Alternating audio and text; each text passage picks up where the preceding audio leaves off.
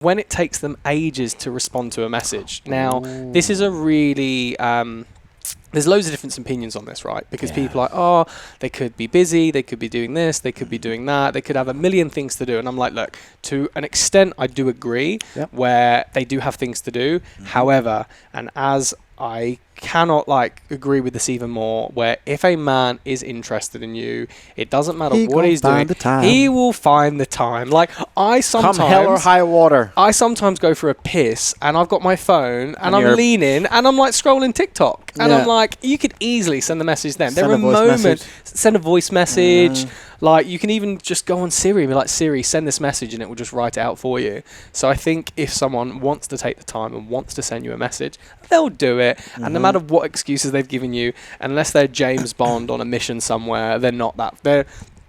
What they're doing isn't that important. They're not running a Fortune 500 company. No, even then, they've got families. They can still message their wife. No one's ever that busy. I always say this when people say, "Oh, I'm a bad texter," or I'm sorry, I've been really busy. I haven't responded to you in 20 years. Yeah, like, that's not true. Just busy. I know a lot of people who are busy who message me and then wouldn't message other people because they're just not their priority, and that's okay. So never fall for that excuse of, oh, I'm a bad texter or I've been too busy, because anyone who's into you will always find a smidgen of time to message you. And even if they are very busy, they'll find the time to message you and say, hey, I'm busy. I'm going to message you later, or I'll give you a call later. Like, no one's ever, if you are literally hanging out with someone and they haven't messaged you in a few days, you know that they're not keen. Just remember that it's not, I don't have time. And they're not going to forget. I'd say it's not that I don't have time. You're just not a priority of mine. And that's fine. Sometimes in the early stages, whenever you first start talking to someone, they may take longer because you just aren't on the priority list in terms of what they have going on in life. But the your priorities should change if you continue to date them. That's the difference. Like, if you've been on a couple of dates and they may take a day or two to respond, that's fine. But as long as the energy is there whenever they do actually message you, whenever they do send the voice note, whenever they do send the message, is that you can feel as if they're committed to the message that they're sending, and they're not like just quickly tapping away just to end the conversation or to carry the conversation on and move on to something else. So I do think the time thing is definitely a thing, but you just have to have that discernment and kind of figuring out, wait, how long have we been together? Do I actually deserve to be a priority in this person's life?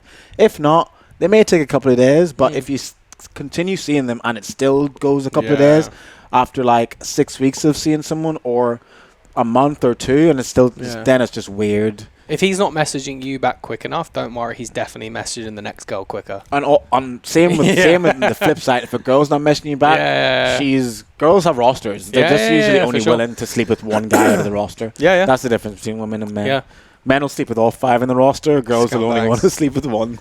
What scumbags? And then just play the other 4 to make it seem as if they've got dudes, but really, can't believe that. Really, you don't want to touch those other 4. You just want the starting point guard. That's it. But yeah.